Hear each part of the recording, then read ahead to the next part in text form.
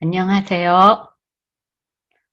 우리 수강생 성도님들 여러분, 한 주간도 건강하게 잘 지내셨나요?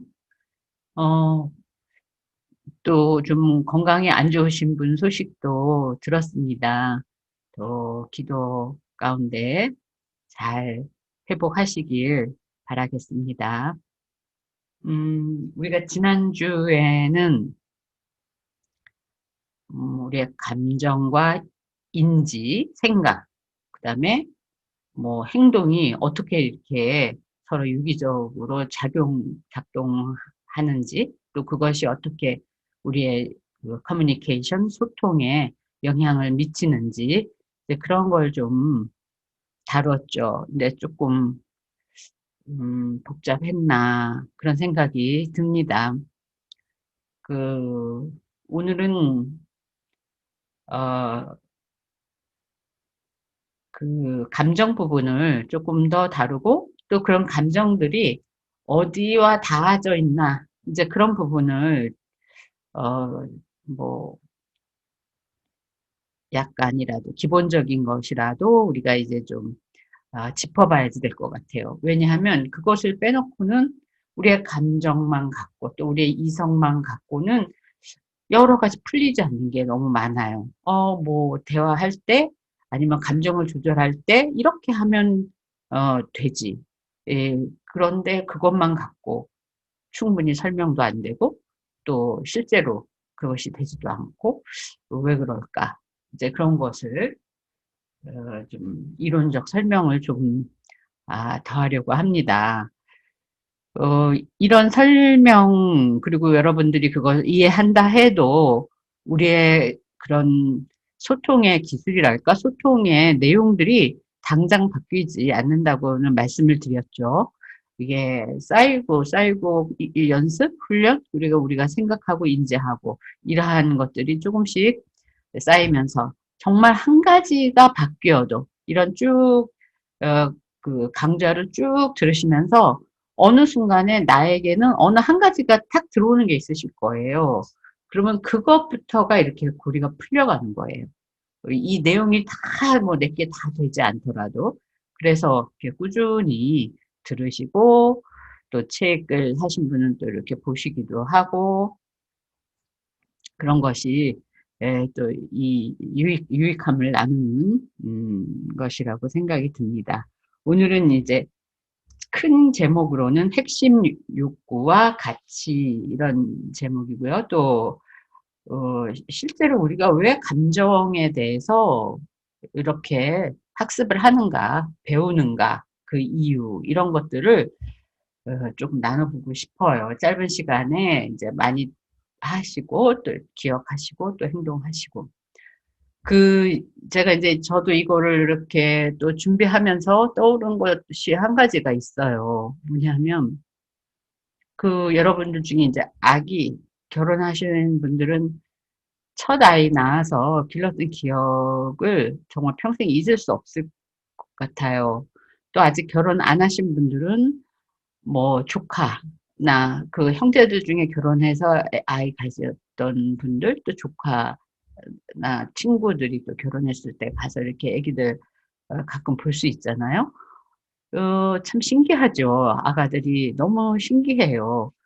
그런데 이제 저도 그 이제 결혼해서 이제 저는 선교사로 이제 그 있었다 그랬잖아요. 그래서 이제 아기가 이제 한참 오랜만에 이제 결혼해서 한참 만에 아기가 이제 생겼는데 그 특히 이제 신생아 때 아기의 그 표현이나 감정들이 굉장히 단순하죠. 굉장히 단순해요. 그래서 뭐 자거나 눈 떠 있거나 울거나 거의 그 셋 중에 하나예요. 아가들이 거의 한 3, 4개월은. 그때 부모님은 어때요? 엄마가 처음 된 엄마 뭐 이렇게 보고 있으면은 그렇게 감정이 단순하나요? 단순하지가 않아요. 울면 왜 우는지 몰라요. 또 자고 있으면 얘가 이렇게 오래 자도 되나? 굉장히 불안하고, 이 처음 엄마 된 분들은 비슷한 감정을 느꼈을 거예요. 그런데 이제 그 언제 아기가 먹어야 될지도 잘 몰라요. 한 뭐 서너 시간에 한 번씩 우유나 젖을 줘야 된다. 그거를 이제 듣고 아는데 어머니께서, 친정 어머니죠. 이렇게 얘기한 것 중에 한 가지 기억나는 게, 뭐, 아기가 이렇게 해서 뭐 입을 오물거리거나 혓바닥을 날름날름거리면 아기가 배가 고프다는 것이다. 그때 뭐, 먹을 것을, 우유를 줘라. 뭐, 이런 게 막 더듬어서 기억이 날 정도로 이 아기의 그 상태에 대해서 너무, 아는 바가 없는 거죠. 그런 것들. 또 울면 아기가 뭐, 우리가 이제 여기서도 발달 심리를 할 때 가난하게 신생아대에서 배우거든요. 그러면 아기는 배가 고프거나 기저귀를 갈아달라 그럴 때 운다. 그렇게 다 이론적으로는 나와 있지만은 그거 해갖고 아기가 어, 만족하지 않아요. 왜 우는지 몰라요. 뭐 밤에도 뜬금없이 울고 아무리 모든 걸 해줘도 아기가 울고 이제 그런 상황을 다 겪죠. 아기의 표현 방법이죠. 그것이 이제 그 가장 심플한 감정의 표현인데 그런 것이 분화되고 좀 더 다양화되고 복잡해지면서 아이가 이제 뭐 초등학교 들어가면서 또 10대로 들어가면서 또 성인이 되면서 그 감정들은 훨씬 더 분화하는 거죠. 그 심플한 감정에서. 어, 아기 때는 먹을 거, 또 안정감. 아기에 우리 이따가 나오겠지만은 가장 중요한 게 그 엄마의 자궁 속에 1년 가장 최적의 에덴 동산 같은 곳에 있다가 이런 허허벌판에 나왔을 때 그 불안이 그 아이에게 엄습해서 굉장히 불안정한 거예요. 먹어도 자도. 이제 그 최대한의 그 안정감을 주었을 때 아이들이 이제 그 성장하는데 정서적 성장에 도움이 되죠. 그런 것들을 채워주면 되는데 커갈수록 그 감정이 뭘 말하는지를 알아야만 이제 그거를 서로 채워주거나 그 결핍되었을 때 어떻게 나오는지 그것이 이제 무엇을 말하는지 그 감정이라는 것이 굉장히 힘들기도 하지만 때로는 중요한 시그널이란 말이에요. 소통의 시그널. 그래서 그것을 어, 너무 그 불편하고 힘들게만 처리한다면 그거는 어, 굉장히 어려운 문제점으로만 남지만 그게 뭐 부부간에도 그렇죠. 소통, 그다음에 뭐 친구가 되었던 이성 친구가 되었던 아니면 부모 자녀 관계가 되었던 우선 나타나는 거는 감정만 나타나죠. 뭐 그게 불평이 되었든 분노가 되었든 슬픔이 되었든 그렇게 나타나지만 그 시그널이 뭘 말하고 있느냐. 배고픔인지 불안정인지 불안인지 그 뭔지 모르는 그것에 대한 어, 알아차림. 우리가 그것을 알아차림. 그것을 우리가 뭐 해결해 줄 수 있는 건지 현실적 해결이 안 되는 건지 그거는 나중 문제지만 그게 그런 어떤 뿌리로 이렇게 연결이 되어 있는 거구나. 그렇게 이제 우리가 알아야 할 필요가 있고 그걸 여기서 계속 얘기해주고 오늘 이 강의까지도 이렇게 오게 됩니다. 그래서 이제 그 내용을 우리가 함께 나눌 거고요.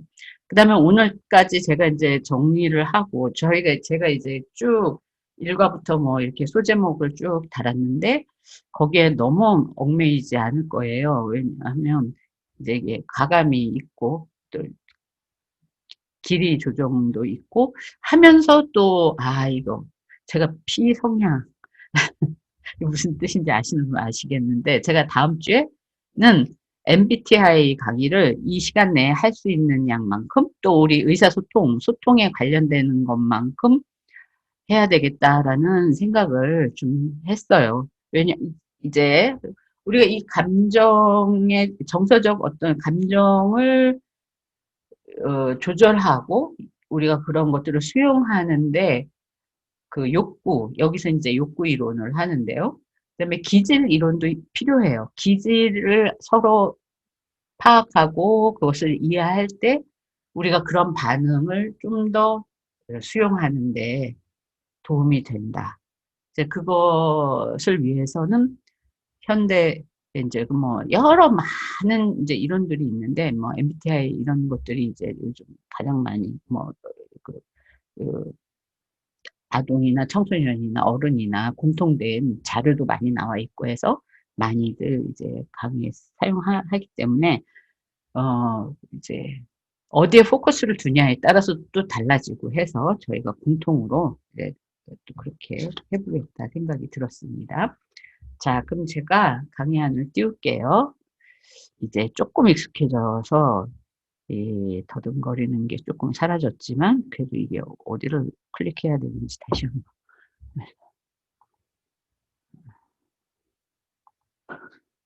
예, 여기 있습니다. 아, 나왔네요.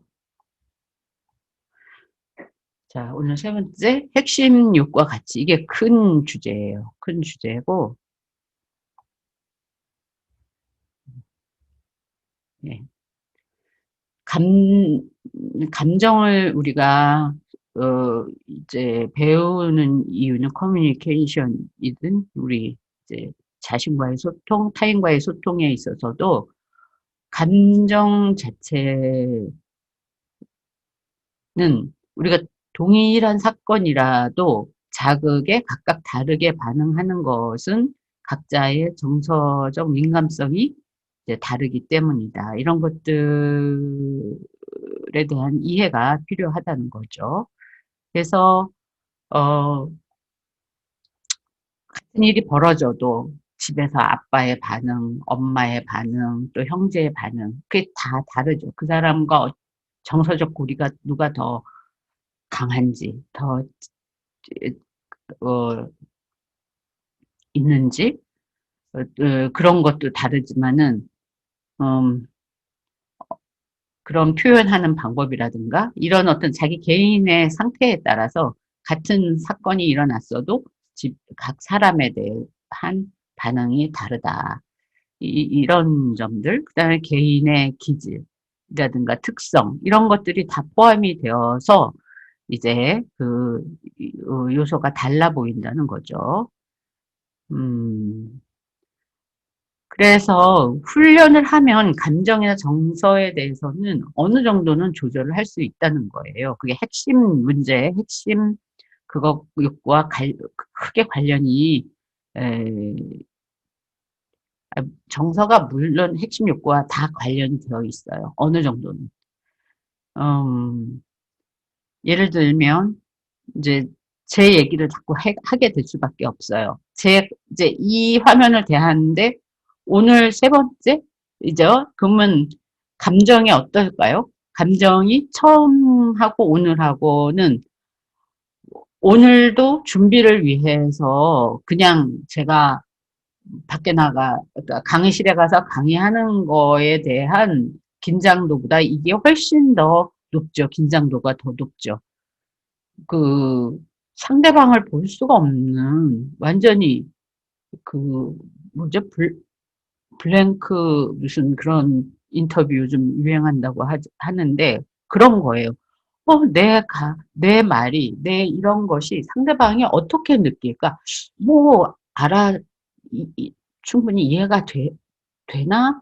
뭐, 어쩌나, 저쩌나, 이런 것들 없이 나 혼자 이렇게 해야 되는 것이, 어, 그게 이제 그런 게 이래서 쉬운 일이 아니구나. 만약에 이제 그런 게 그렇다면 지금 내가 이런 얘기를 했는데 이분들이 별로 반응이 없다. 아, 그럼 내가 이런 말을 순간적이지만 더 쉽게 풀어서 해야 되겠다. 아니면 좀 빨리 해야 되겠다. 그런 게 순간순간 판단을 갖고 실제 강이라는 거는 대면이라는 거는 이어지잖아요. 근데 역시 이런 일은 쉬운 일이 아니구나. 이건 방송 일이구나. 뭐 이런 것들이 하면서 어 이제 그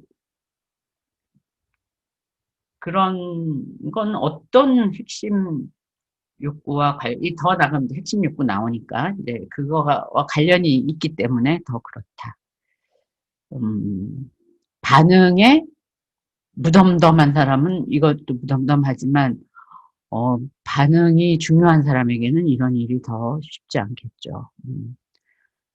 자, 그래서 이제 에, 근데 이제 여기에서는 그 얘기를 하라는 거예요.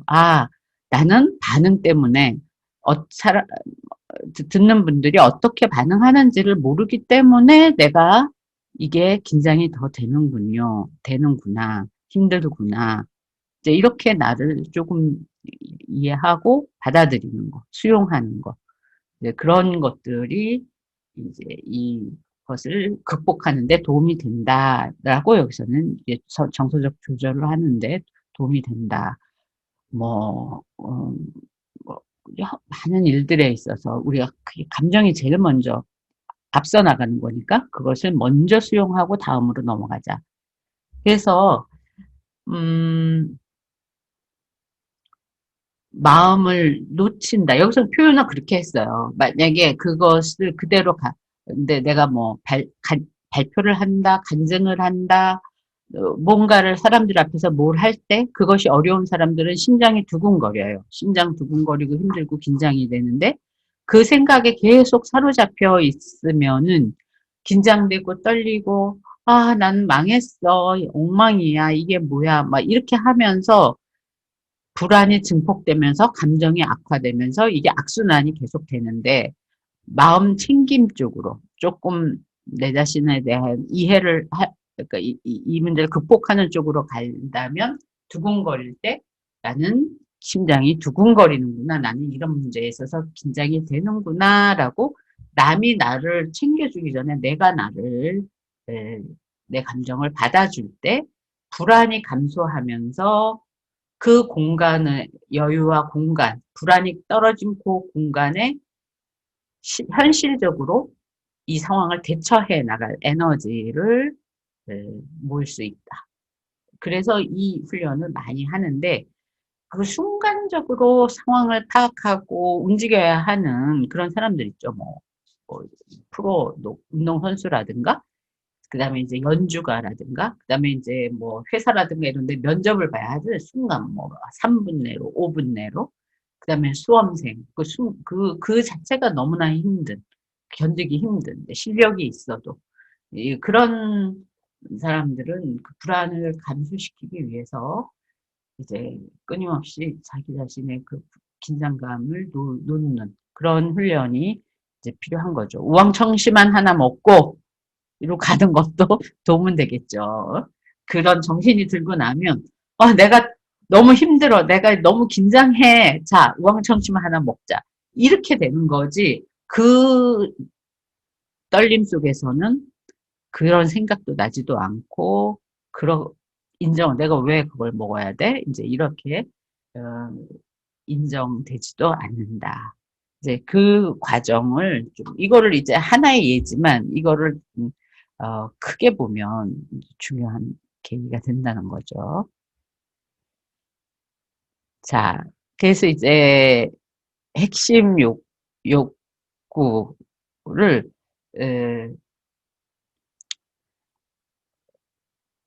에 대한 게 이제 나오죠. 핵심 욕구와 우리 이제 감정 이렇게 나오기 하네요. 자,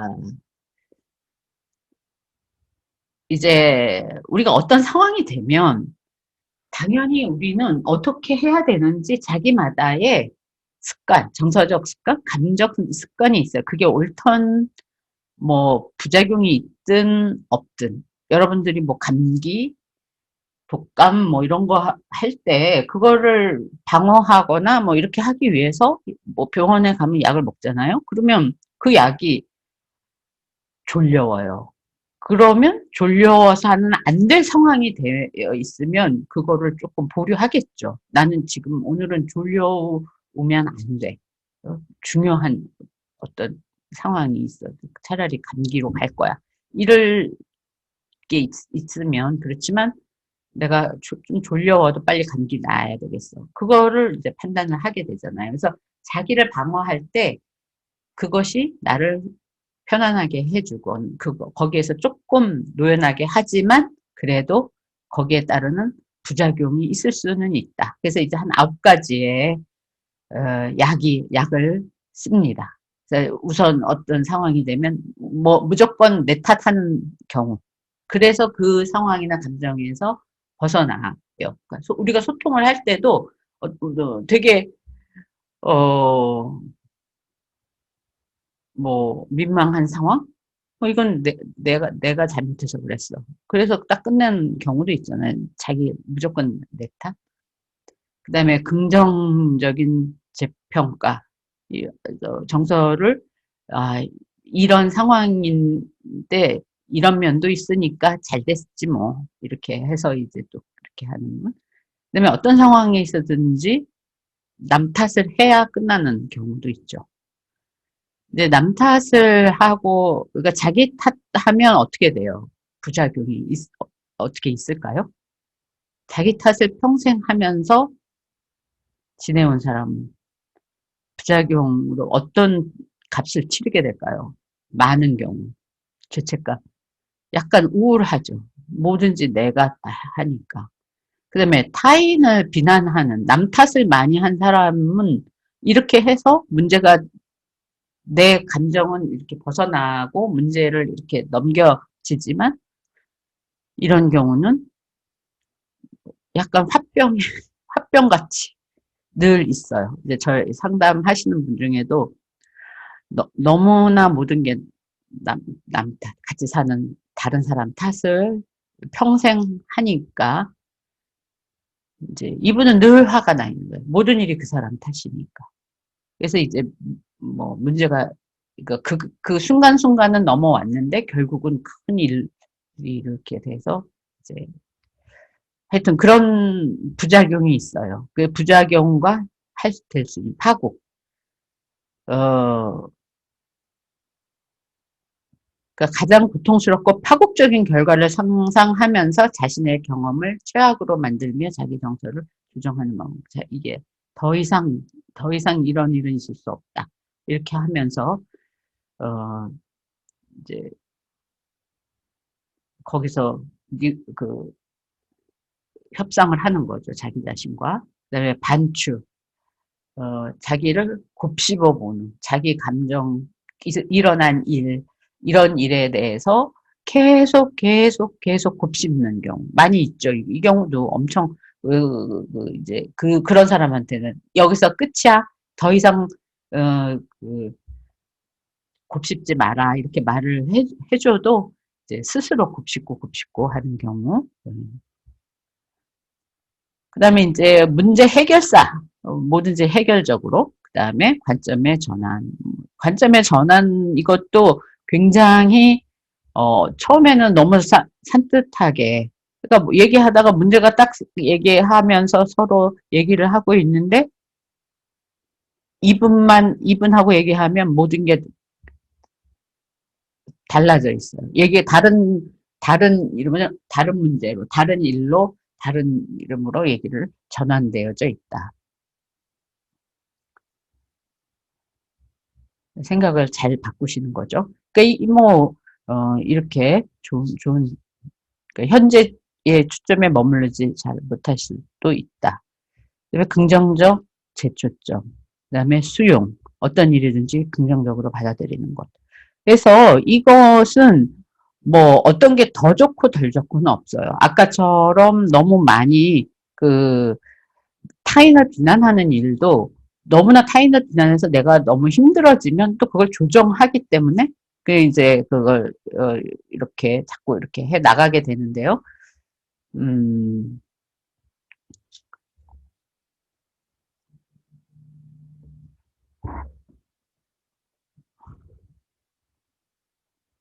이 전략에, 그러니까, 습관처럼 이 전략을, 이 조절을, 습관화된 감정 조절 전략을 사용하게 된다라고 우리가 볼 수 있겠습니다.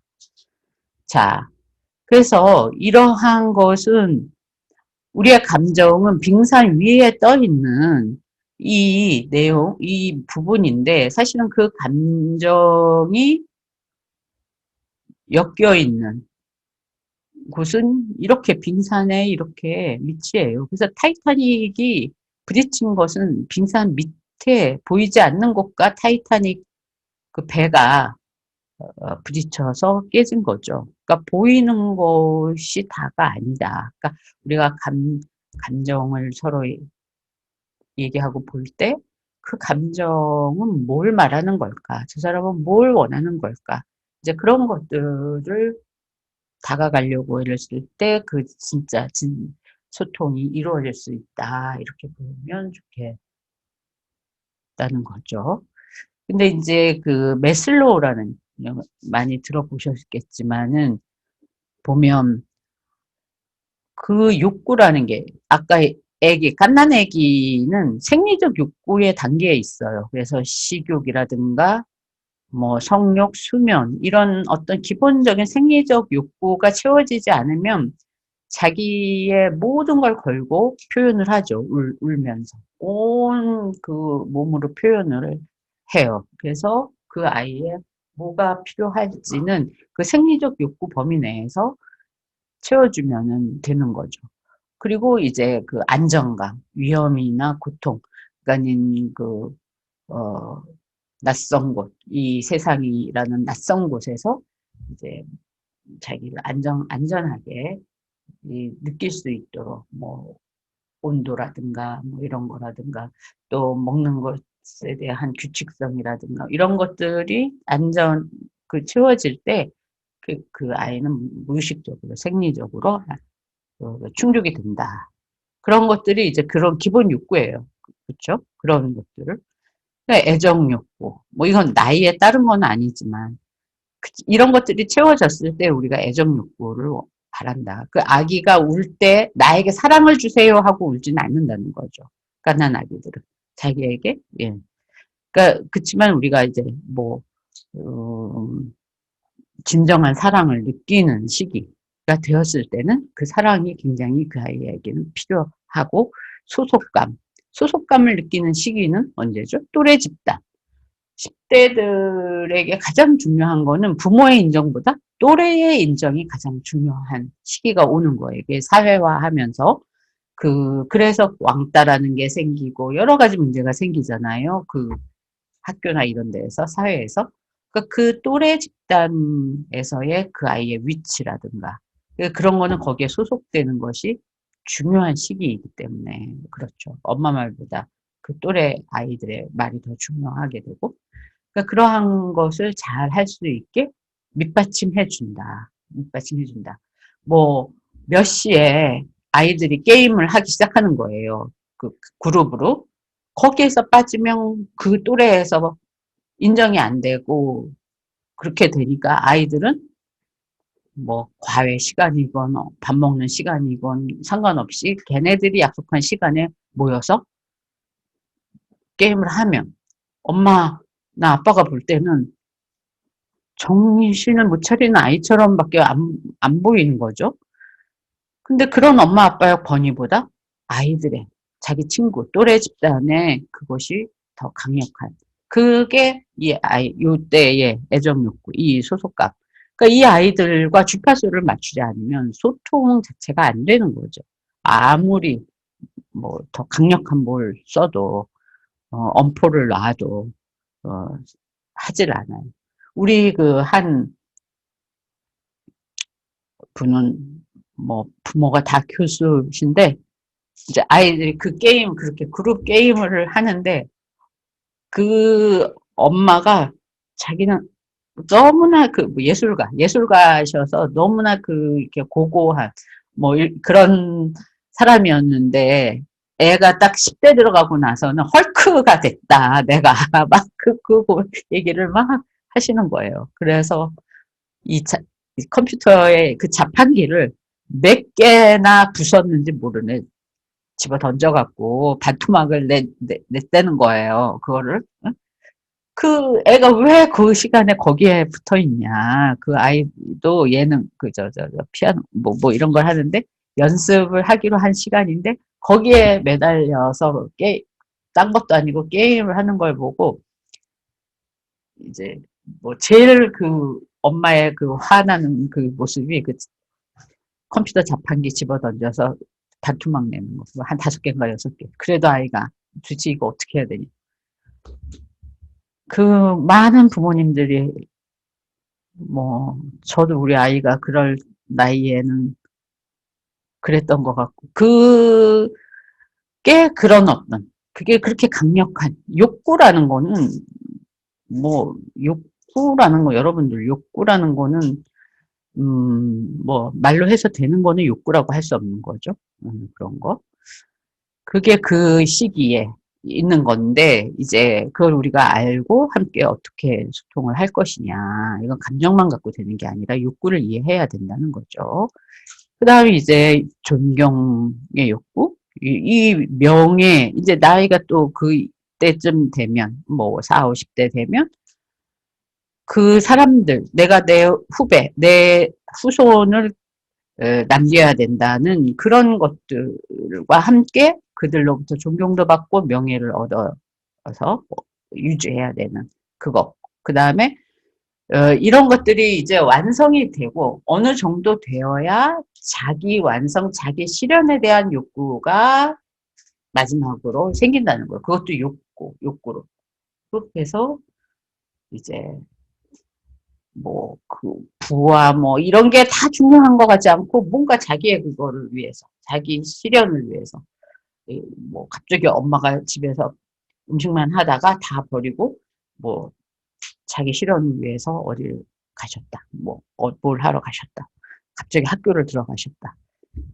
저희 아는 분 중에 70세인데, 1년 동안 공부를 하시더니, 수능을 보신 분이 계셔요. 실제로 제 아는 분에.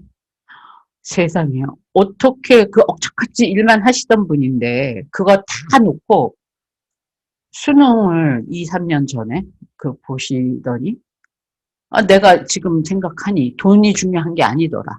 돈을 너 벌어봤다. 자식도 다 키워봤다. 그게 뭐 중요하냐. 내가 응? 직접 공부해서 무슨 뭐 수능 뭐 한자도 하루에 뭐 100개씩 외우시고 하여튼 그런 것은 그런 게 자실현이죠. 이제 그런 것들에 대한 욕구를 발견을 한다는 겁니다. 자, 그래서 이 감정, 어떤 슬프다, 외롭다 이런 여러 가지 감정이 있으면 그것에 대한 생각이 있다는 거죠. 우리의 생각, 공격을 당했다, 배신을 당했다, 비난을 받았다. 그럼 그 안에 두렵다, 불안하다, 위축되다. 근데 그 핵심 욕구가 무엇이냐? 그 안에 아까 그 뿌리 밑에는 공정함, 수용, 이해받고 싶다. 이런 욕구가 있기 때문에 이런 생각이 들고 이런 감정이 든다. 이런 것들을 우리가 이렇게 좀 이 표를 갖고 다니면서 나 화났는데 무슨 욕구가 있을까 하고 맞춰보고 그럴 필요는 없지만요. 네, 욕구는 이제 우리가 좀 심플하죠. 하지만 이게 연결이 돼 있구나. 이걸 아는 것만도 예, 중요한 거예요. 그래서 요거를 이제 제가 올려드릴 겁니다. 그래서 감정에 대한 책임은 각자에게 있다. 이제 이거 여러분들 굉장히 중요한 이야기예요. 우리가 감정과 기저에 자기의 욕구가 있다는 걸 안 거죠. 당신 네. 자, 이제 마지막 어, 네. 자, 우리의 감정은 내 자신에게 있다. 그 얘기가 여기에 이제 핵심이었고요. 그렇지만 그게 왜 우리한테 조금 그 부자연스럽게 들리는가 하면 우리가 문화적으로나 뭐 어떤 나라에서건 간에 우리의 욕구를 상대방에게 표현하는 것이 매우 불편하다는 생각을 갖고 살아왔죠. 그래서 감정이 표현되는 것이지 우리의 내 욕구, 내 마음이 원하는 마음이 표현되는 것이 훈련되어지지 않았다라고 이제 결론을 내고 있습니다. 그래서 내가 이런 감정을 표현하면 마치 아기가 울면 우리가 그 아기의 욕구를 충족시켜 주듯이, 그렇죠? 그 연령대처럼 지금도 내가 울면, 내가 화내면, 내가 불평하면 알아서 내가 뭐 때문에 이러는지 알아서 상대방이 나를 충족시켜, 내 마음을 충족시켜 봐, 내 이 화를 풀어봐, 마치 이런 태도, 이런 자세를 갖는 경우가 많다. 그래서 우리는 몸이 성숙하듯이 우리의 정서도 성숙해야 건강하고 올바른 의사소통을 할 수가 있는데, 정서적으로는 참 건강하게 자라는 게 쉬운 상황이 아니었다, 이렇게 이제 고백을 하는 거죠. 뭐 그게 꼭 우리나라 상황뿐만 아니라 이제 이 문화, 인류 문화 자체가 그렇게 되어져 왔는데, 지금 이제 건강한 방법을 많은 학자들이 이런 방법, 저런 방법, 이런 것들을 많이 이제 연구를 해서 제시를 해주고 있는 것이에요. 마지막으로 이제 스카펙이라는 정신의학자가 있어요. 미국 하버드 의대 의과대학에서 이제 공부를 하시고 그 정신의학자로서 이제 많이 알려주신 분인데, 이분이 아직도 가야 할 길, 그 다음에 이제 거짓의 사람들, 그 다음에 끝나지 않은 여행, 뭐 이런, 혹시 들어보셨을직한 이런 책을 냈는데, 뭐 사실 뭐 뉴욕 타임즈에서 이렇게 오랫동안 베스트셀러에 없었을 정도로, 베스트셀러로 올라가 있는 책들이 없었을 정도로 이분 책이 이제 유명세를 타고 우리나라까지 건너오고, 그래서 저희가 뭐 이렇게 공부할 무렵에는 이분 책은 끼고 다녔어야 했어요. 우리 교회 목사님도 가끔 스카펙에 대한 뭐 이렇게 아직도 가야 할 길에서 이렇게 인용하시고 그러셔요. 서론에 이렇게 보면 되게 반갑거든요. 이분도 이 면을 많이 얘기를 하고 계시고, 이제 굉장히 영적인, 그러니까 정신과 의사인데 영적인 분이셔요. 그래서 그 책들이 그 영적인 것을 많이 터치를 하셨어요. 그래서 처음에 뭐 그런 거에 심취해서 미국임에도 불구하고 불교도, 자기는 불교도이다라고 생각하고 그쪽 책을 많이 썼는데, 이 책을 쓸 무렵에 이분이 이제 기독교인으로서 다시 거듭나고 기독교인으로서의 관점으로 정신의학을 보고 이런 인지, 정서 뭐 이런 면들을 책을 많이 쓰셨어요. 그래서 일반인들, 그러니까 뭐 전문가라든가 전공자라든가 이 분야를 공부하는 사람을 위한 그런 책이 아니라 이 분야를 일반인들을 위한 그 내용을 써서 그렇게 이제 오랫동안 베스트셀러라고 했어요. 그래서 혹시 이제 읽어보실 이런 관련된 내용, 이런 읽어보실 분들은 이분 책들 한번 이렇게 보시기를 바랍니다. 오늘 강의는 여기까지고요. 이제 숙제는 여러분들, 이 강의를 다 들으신 분들은 숙제, 제가 물론 그 단톡방에도 올리긴 하겠지만은, 이 강의를 들었습니다라고 올리는 게 숙제입니다. 그래서